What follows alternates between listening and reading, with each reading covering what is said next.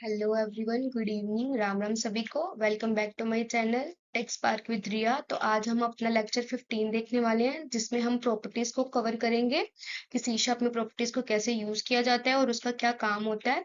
तो गाइज, अगर आपने इससे पहले मेरा लेक्चर 14 फील्ड्स नहीं देखा तो फिर जरूर देख लेना, क्योंकि ये सारे लेक्चर एक दूसरे से लिंक्ड है, तो आपको उसको भी पहले कवर करना जरूरी है। और लिंक आपको डिस्क्रिप्शन बॉक्स में मिल जाएगा। और बिना किसी डिले के साथ आज का हम लेक्चर स्टार्ट करते हैं। और प्लीज गाइज, मेरी वीडियो को लाइक शेयर और सब्सक्राइब करना बिल्कुल भी मत भूलना। तो आज का हमारा टॉपिक क्या है, हम देखने वाले हैं इसमें प्रॉपर्टीज क्या होती है सी शार्प में। देन टाइप्स ऑफ प्रॉपर्टीज, कितने टाइप्स की हैं प्रॉपर्टीज वो देखेंगे। Then why we use properties, की प्रॉपर्टीज को यूज क्यों करते हैं वो देखने वाले हैं। और लास्ट में देखेंगे समरी, जिसमें हम ऊपर के ये सारे 3 पॉइंट अच्छे से एंड में कवर करेंगे। तो चलिए स्टार्ट करते हैं। सबसे पहले देख रहे हैं प्रॉपर्टीज के बारे में। What are the properties in C sharp, तो डिटेल में देख रहे हैं। तो in C sharp the properties are the members of the class that provide a mechanism to read, write or compute the values of the private field and also called the banking fields भी बोला जाता है indirectly.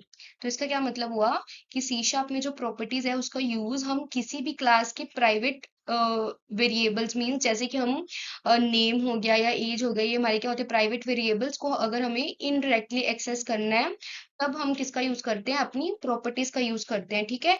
और इसीलिए हमें इसको क्या बोला गया है, प्राइवेट फील्ड को इनडायरेक्टली एक्सेस करने के लिए हम उसको क्या बोल सकते हैं, banking fields. Means private fields को बैकिंग फील्ड्स भी बोला जाता है, जिससे हम उसकी वैल्यूज को इनडायरेक्टली एक्सेस कर सकते हैं। ठीक है। और देन क्या बोला गया है, properties are the way to control how the data is accessed, providing an additional layers of the abstraction or the encapsulation. So instead of accessing the fields directly, you can use the properties to enforce some logic और rules during getting और setting the values. तो इसका क्या मतलब होता है कि properties का यूज इसीलिए होता है ताकि आप क्लास के अंदर, मीन्स उसका जो डेटा या उसकी जो फील्ड है उसको डायरेक्ट एक्सेस ना करके उसको सेफ और कंट्रोल्ड वे में एक्सेस कर सको। तो अगर आपको एब्स्ट्रैक्शन या इनकैप्सुलेशन को इम्प्लीमेंट करना है, तो लाइक आप वो किसकी हेल्प से कर सकते हो, प्रॉपर्टीज की हेल्प से कर सकते हो।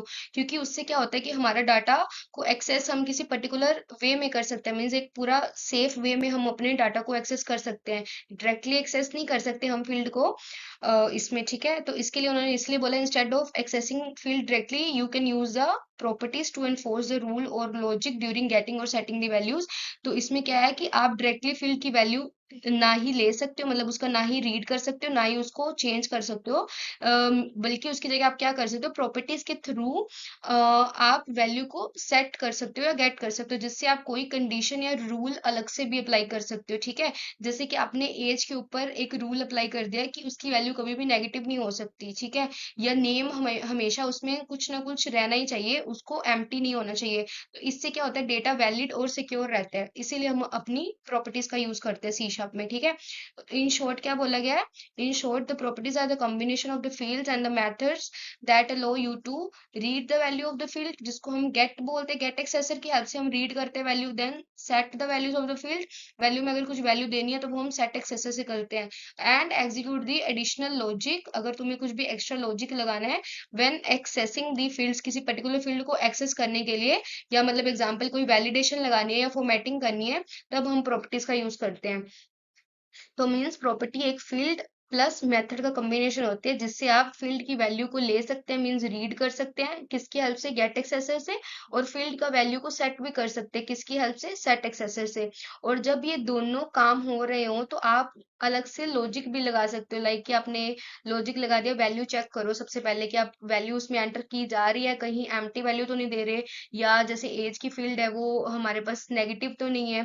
तो अगर हमें कुछ एडिशनल लॉजिक्स भी उसमें लगाने हैं या फॉर्मेटिंग चेंज करनी है, या एरर थ्रो करो अगर हमारे पास कुछ इनवैलिड डाटा है, तो ये सारा काम हम किसकी हेल्प से कर सकते हैं, with the help of properties. ठीक है। और प्रॉपर्टीज के लिए एक इन्होंने छोटी सी और डेफिनेशन दी है, वो भी देख लेते हैं। Properties are the members that provide a way to read, write और compute the value of the private field often use for the encapsulation, they consist of a get and the set accessor। ये यहाँ पे भी उन्होंने वही चीज बोल दी कि प्रॉपर्टीज क्या होती है, मेंबर्स होते हैं हमारे क्लास के। उसमें क्या होता है कि हम क्या कर सकते हैं, या तो उससे अपने मतलब पर्टिकुलर फील्ड्स उसकी वैल्यू को रीड कर सकते हैं, उस फील्ड के अंदर वैल्यू को राइट कर सकते हैं, या हम उससे कुछ वैल्यू मीन्स कंप्यूट मीन्स उसका मतलब वैल्यू पास करके कुछ भी हम उसका रिजल्ट कंप्यूट कर सकते हैं, ठीक है।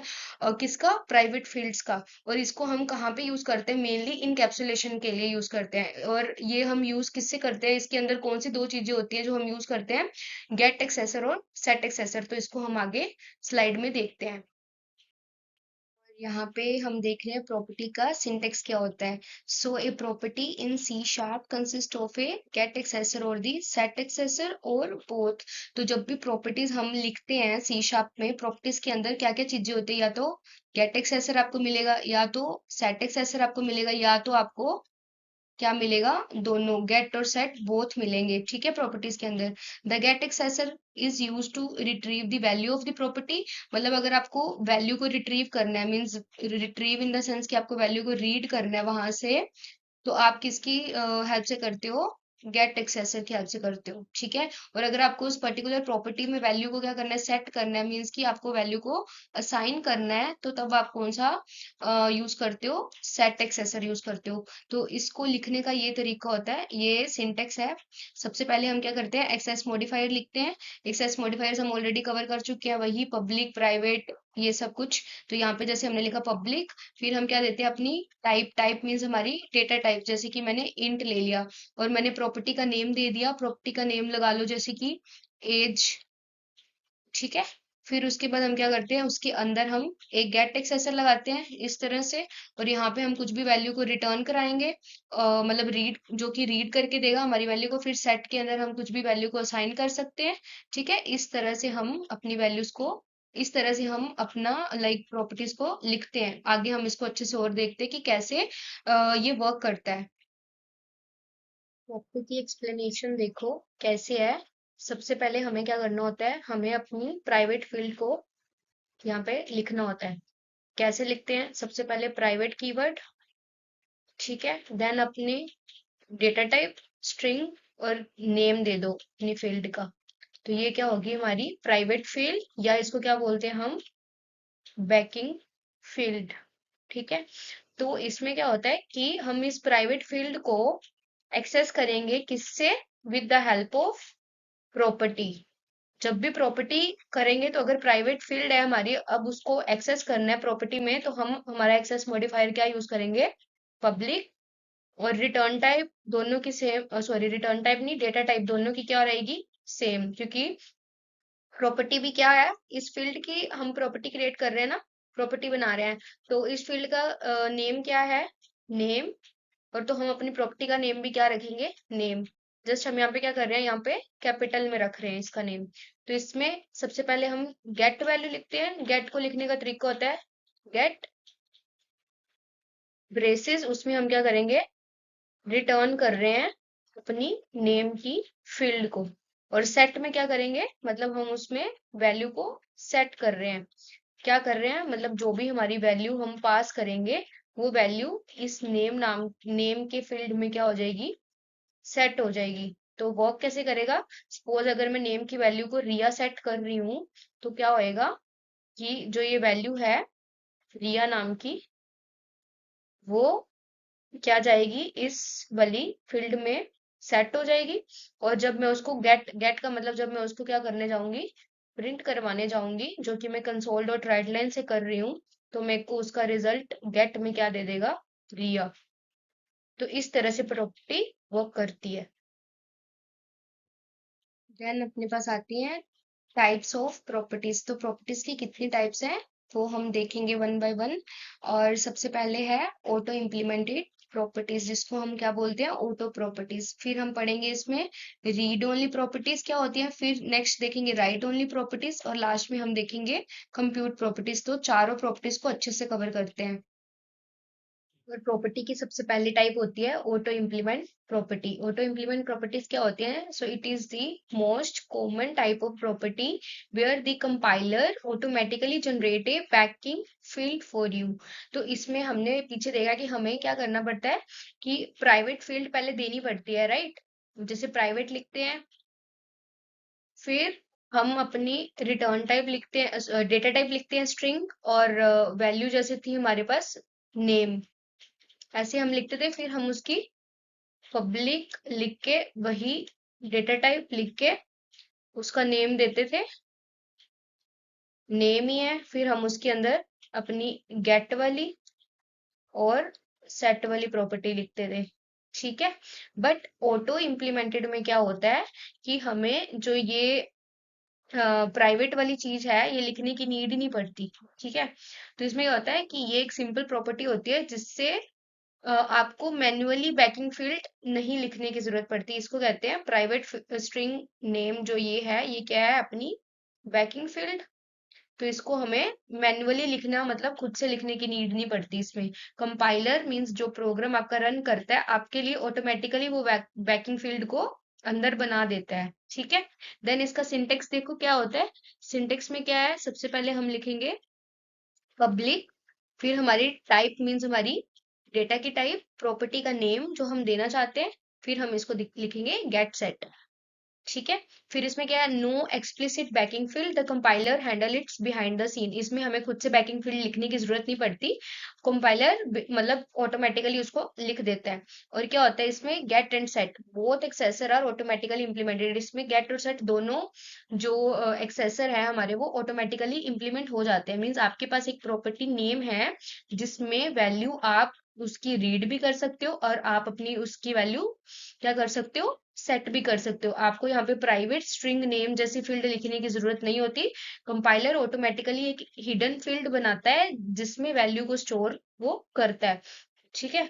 तो उसके बाद ये प्रॉपर्टी सबसे ज्यादा यूज होती है जब आपको सिंपल डेटा को स्टोर करना होता है बिना किसी एक्स्ट्रा लॉजिक के। तो ऑटो इम्प्लीमेंटेड प्रॉपर्टी सिंपल और फास्ट तरीका है प्रॉपर्टीज को बनाने का, जिसमें आपको बैकिंग फील्ड लिखने और बनाने की नीड नहीं पड़ती, और गेटर और सेटर का बेसिक काम कंपाइलर खुद से कर देता है। ठीक है। तो अब इसको ऑटो इम्प्लीमेंटेड प्रॉपर्टी को लिखने का तरीका देखो। हमारे पास क्या है, एक पर्सन नाम की क्लास है जिसमें हम अपनी ये वाली ऑटोमेटिक क्रिएटेड मतलब जो ये ऑटो इम्प्लीमेंटेड प्रॉपर्टी को लिखने का तरीका ये वाला होता है। हम लिख रहे हैं, हमें इसमें बैकिंग फील्ड को क्या कर रहे हैं, लिख नहीं रहे हैं इसमें। तो इसका लिखने का तरीका मैंने सिंपल सा बताया था। सबसे पहले आप क्या लिखो, पब्लिक। ठीक है। फिर डेटा टाइप लिखनी है जैसे कि स्ट्रिंग, फिर प्रॉपर्टी का नेम हम क्या दे रहे हैं, नेम। तो अब मैं क्या कर रही हूँ, गेट और सेट। इट मीन्स अब जो मेरा नेम नाम की प्रॉपर्टी है अब मैं उसको उसकी वैल्यू को रीड भी कर सकती हूँ, उसकी वैल्यू को राइट भी कर सकती हूँ। राइट मतलब जो भी मैं उसकी वैल्यू दूंगी वो सेट भी कर सकती हूँ और गेट भी कर सकती हूँ। ऐसे ही एज नाम का हमने बनाया दूसरा। ठीक है। और प्रॉपर्टी उसके अंदर भी हम गेट और सेट कर रहे हैं, इसको भी क्या बोलते हैं, ऑटो इम्प्लीमेंटेड प्रॉपर्टी। तो ये मेरा प्रोग्राम नाम का जो क्लास है, इसके अंदर मेन मेथड के अंदर मैंने पर्सन का क्या बना दिया, ऑब्जेक्ट क्रिएट कर दिया जो कि पर्सन ही है। ठीक है। अब मैं उसमें क्या कर रही हूँ, पर्सन डॉट नेम में मैं वैल्यू असाइन कर रही हूँ, क्या दे रही हूँ, मैं जॉन दे रही हूँ। फिर पर्सन डॉट एज में मैं 30 वैल्यू असाइन कर रही हूँ। अब जब मैं इसको कंसोल कराऊंगी तो नेम की वैल्यू क्या आ जाएगी, जॉन, और एज की वैल्यू क्या आ जाएगी, 30। तो अभी क्या कर रहे हैं, हम अपनी वैल्यू को यहाँ पे क्या कर रहे हैं, सेट भी कर पा रहे हैं। मतलब यहाँ पे हम असाइन कर रहे हैं वैल्यू जोन, और यहाँ पे 30। और अगर हम ऐसे लिखेंगे पर्सन डॉट नेम करके तो हम यहाँ पे उसकी वैल्यू को गेट भी कर पा रहे हैं, मतलब रीड या आप बोल सकते हो रिट्रीव कर रहे हैं। तो इस तरह से ऑटो इम्प्लीमेंटेड प्रॉपर्टीज वर्क करती है जिसमें आपको बैकिंग फील्ड लिखने की जरूरत नहीं पड़ती। आप डायरेक्ट पब्लिक लिख के डेटा टाइप लिख के और प्रॉपर्टी का नेम लिख के उसके अंदर गेट सेट लिख सकते हो और उसे यूज कर सकते हो। नेक्स्ट अपने पास आती है रीड ओनली प्रॉपर्टीज। तो read only properties allow only the get accessor and prevent the modification of the property value after it has been initialized. These are useful when you want to expose a value but not allow it to be changed after the construction. तो इसका क्या मतलब हुआ, read only properties ये सिर्फ read करने का काम करती है, रीड करने के लिए हम इसको यूज करते हैं। आप प्रॉपर्टीज की वैल्यू को सेट मींस चेंज उसके बाद नहीं कर सकते। जब इसका एक बार ऑब्जेक्ट बन गया तो उसकी वैल्यू वही रहती है, उसको चेंज नहीं कर सकते। मतलब ये है कि वैल्यू को सिर्फ कंस्ट्रक्टर के अंदर हम सेट कर सकते हैं, उसके बाद वो प्रॉपर्टी कभी भी चेंज नहीं होगी। ठीक है। तो इसको कब यूज करते हैं हम, जब आपको कोई भी ऐसी वैल्यू देनी हो जो चेंज ना हो ऑब्जेक्ट के बनने के बाद। ठीक है। तो जैसे कि आईडी या क्रिएशन डेट या कुछ भी जो सिर्फ हम लाइक रीड करने के लिए यूज करते हैं, मगर हम उसकी आईडी को बदलना नहीं चाहते हैं, मतलब जो एक बार दे दी वो वही रहे, उसके बाद उसको चेंज ना करे, तब हम रीड ओनली प्रॉपर्टीज यूज करते हैं। तो इसका सिंटेक्स देखो, पहले लिखते हैं पब्लिक, फिर हम अपनी डेटा टाइप देते हैं, जैसे कि पब्लिक स्ट्रिंग मेरी डेटा टाइप, और प्रॉपर्टी का नेम मैं फिर से क्या दे रही हूँ, नेम दे रही हूँ, जो मैं सिर्फ क्या कर रही हूँ, गेट कर रही हूँ। ठीक है, तो इसमें हम सेट वाला अपना एक्सेसर लगा ही नहीं रहे हैं। यहाँ पे भी बोल दिया no set accessor, you can not set the value outside of the constructor, तो मतलब हम इसमें बाहर से वैल्यू को आउटसाइड से मतलब सेट नहीं कर सकते, सिर्फ हम वैल्यू को रीड कर सकते हैं। तो इसका क्या मतलब हुआ, मतलब प्रॉपर्टी को बाहर से मॉडिफाई नहीं कर सकते, इसकी वैल्यू आप कंस्ट्रक्टर में ही सेट कर सकते हो, लेकिन बाद में नहीं कर सकते। ठीक है, अगर आपको वैल्यू देनी है तो वो सिर्फ आप कंस्ट्रक्टर के थ्रू ही पॉसिबल है, अदरवाइज आप नहीं दे सकते उसकी वैल्यू को। तो रीड ओनली प्रॉपर्टीज ऐसी प्रॉपर्टीज होती हैं जिनको आप सिर्फ रीड करते हो, चेंज नहीं कर सकते।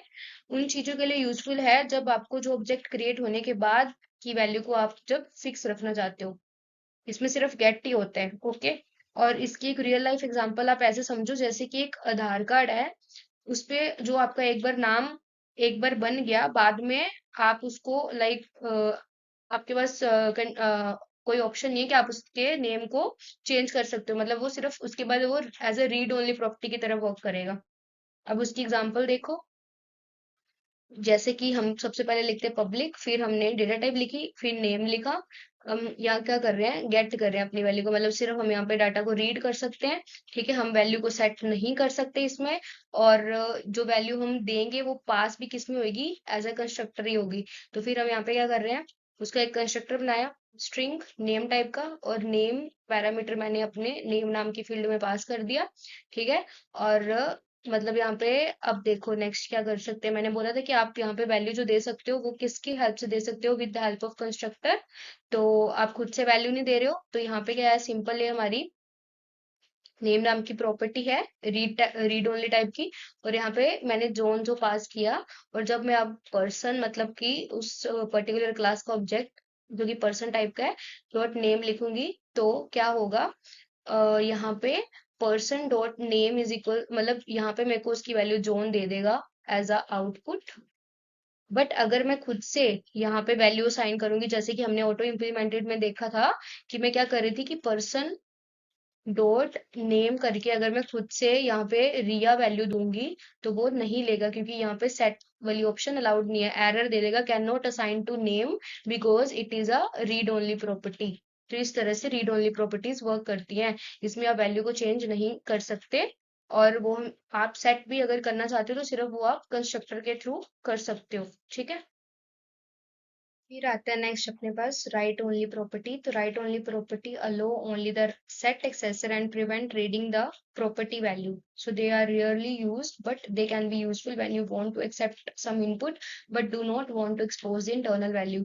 तो इसमें हम क्या करते हैं, सेट एक्सेसर को यूज करते हैं, इससे हम क्या करते हैं, प्रिवेंट करते हैं किसको, रीड करने को, मतलब हम प्रॉपर्टी में सिर्फ वैल्यू को सेट जरूर कर सकते हैं, बट वैल्यू को हम इसमें रीड नहीं कर सकते, मतलब गेट नहीं कर सकते इसमें। ओके, तो ये हम बहुत ही कम यूज करते हैं, और इसको यूज तब करते हैं जब हमने कोई भी इनपुट दिया। ठीक है, बट हम चाहते हैं कि उस इनपुट से जो भी उसका रिजल्ट आया है वो एक्सपोज ना हो, मतलब उसकी इंटरनल वैल्यू सामने ना आए, जो हमने दी है वो सही है गलत, मतलब उसका हमें पता नहीं लगे, जस्ट उस टाइम पे हमें रीड राइट ओनली प्रॉपर्टीज का यूज करना होता है। और आप ये भी कह सकते हो कि ये प्रॉपर्टी सिर्फ वैल्यू को सेट करने के लिए यूज करते हैं, हम प्रॉपर्टी की वैल्यू को सेट कर सकते हैं, मगर उसकी वैल्यू रीड हम कभी भी कर नहीं सकते। आप प्रॉपर्टी को बाहर से अपडेट कर सकते हैं, लेकिन उसकी करंट वैल्यू को एक्सेस नहीं कर सकते। ठीक है, इसको हम यूज कब करते हैं, जब हमको इनपुट एक्सेप्ट करना हो, लेकिन उस वैल्यू को किसी को दिखाना या रीड करना अलाउड ना हो, जैसे कि हमारे पासवर्ड या सीक्रेट डेटा जो होता है वो आप सेट जरूर कर सकते हो, पर डायरेक्टली उसे रीड नहीं कर सकते। ठीक है, और यहाँ पे उसका सिंटेक्स देखो, पहले पब्लिक, फिर स्ट्रिंग जो डेटा टाइप है उसको लिखोगे, डेटा टाइप, फिर आपकी प्रॉपर्टी का नाम, फिर यहाँ पे सेट कर सकते हो आप।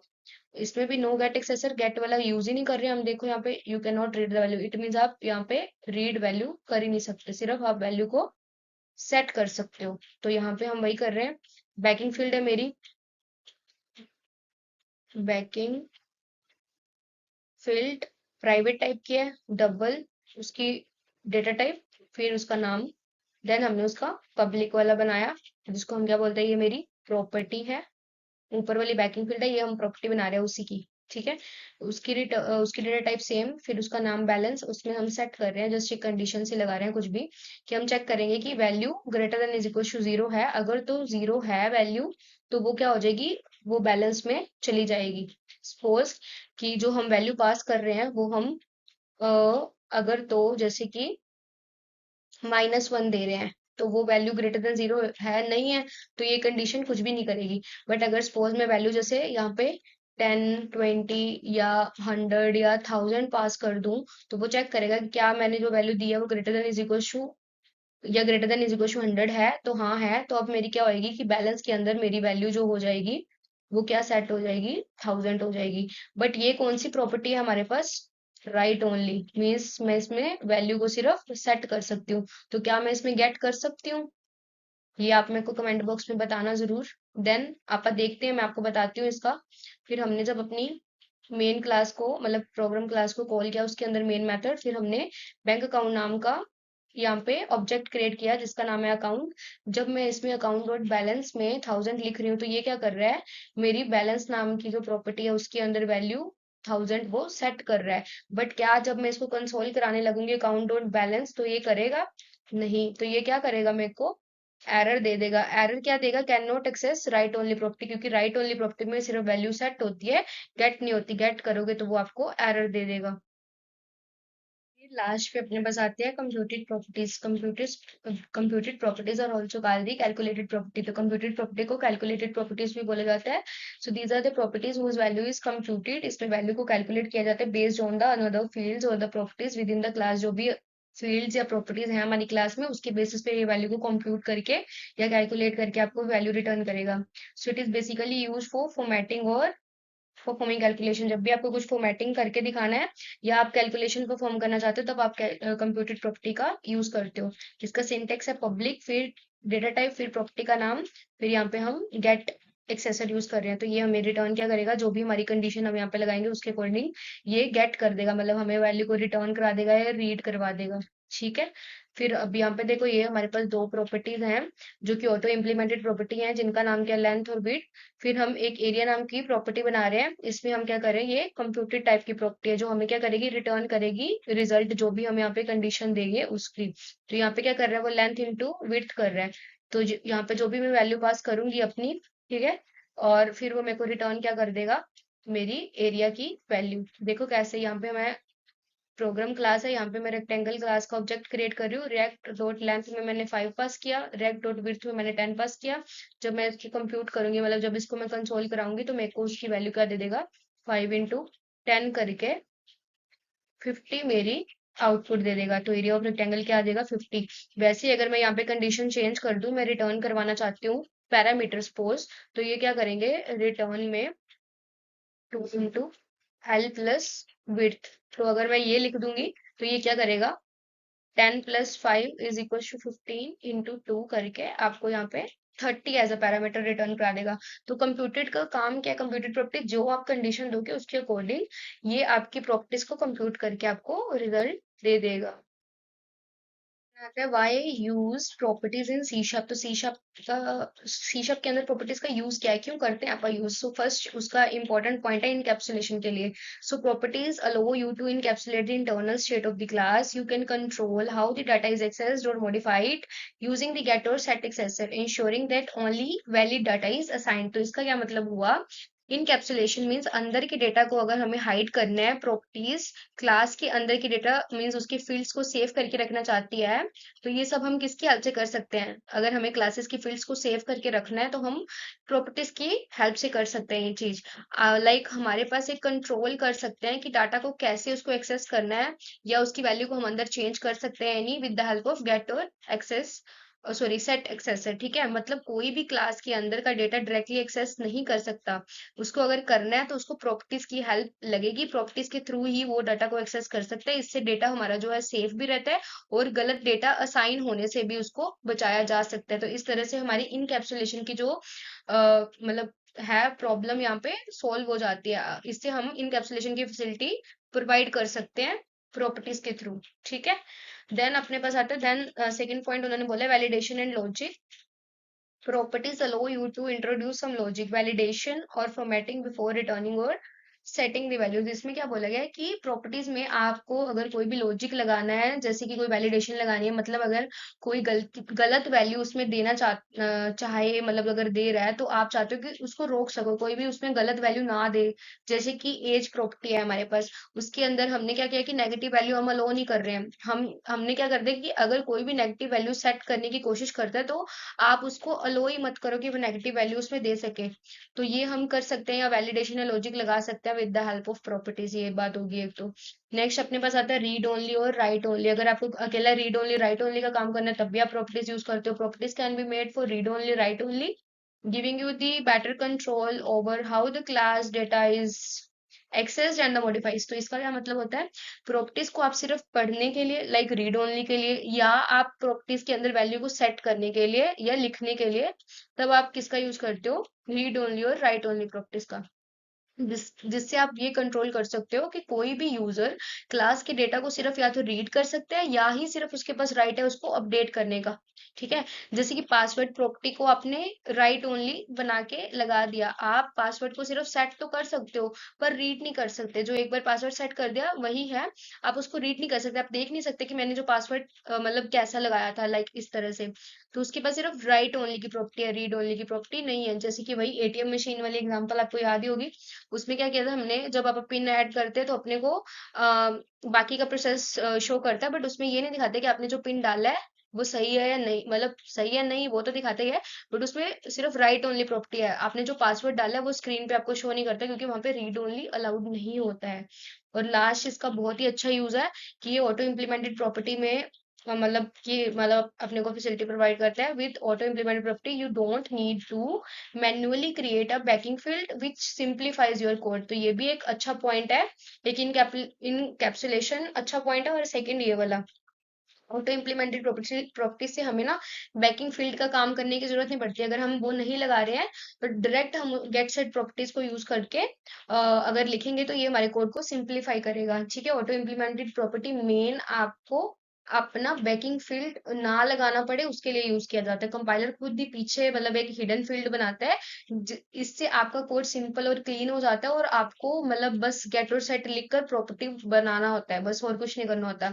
ये सबसे कॉमन और कन्वीनियंट वे होता है प्रॉपर्टीज बनाने का। ठीक है, तो अगर समरी में पढ़े, प्रॉपर्टीज जो है मेन वो क्या करती है, क्लास की डेटा को सेव करती है, कंट्रोल करती है और लॉजिकल तरीके से एक्सेस करने के लिए यूज करी जाती है। ठीक है, और लास्ट मेरे पास आती है इसकी समरी। तो फर्स्ट वही auto implemented property simplest form, automatically handled by the compiler.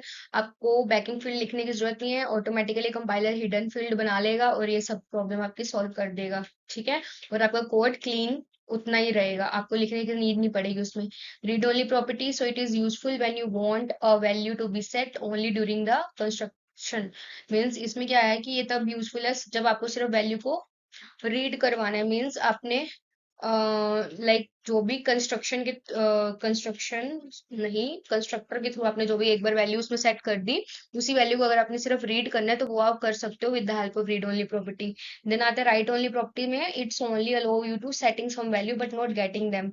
Rare use case, बहुत कम यूज किया जाता है। जब आपने एक बार वैल्यू सिर्फ सेट करनी है, उस वैल्यू को सेट कर सकते हो। जैसे हमने वो बैलेंस वाली एग्जांपल देखी थी, हमने बैलेंस 1000 उसमें सेट कर दिया था, बट हम उसको गेट नहीं करा सकते क्योंकि वो राइट ओनली प्रॉपर्टी थी। देन आती computed properties, properties that are calculated based on another data within the class. अगर आपको कुछ कैलकुलेट करना है based on some another fields या प्रॉपर्टीज जो आपने बनाई है, देन आप उस टाइम पे कंप्यूटेड प्रॉपर्टीज का यूज करते हो। Okay, so thank you so much guys, आपने मेरी वीडियो को पूरा देखा। आई होप आपको प्रॉपर्टीज क्यों यूज किया जाता है, उसकी कितनी टाइप्स होती हैं, कैसे यूज करना है, ये सब अच्छे से क्लियर हो गया होगा। अगर आपको अभी भी किसी भी तरह का कोई भी डाउट हो तो आप मेरे को कमेंट सेक्शन में बोल सकते हैं, मैं आपको उसका रिप्लाई जरूर करूंगी। और अगर आपको मेरी वीडियोस और मेरे लेक्चर्स अच्छे लग रहे हो तो प्लीज प्लीज लाइक शेयर और सब्सक्राइब करना बिल्कुल भी मत भूलना। तो मिलते हैं गाइज आपसे नेक्स्ट वीडियो में। राम राम।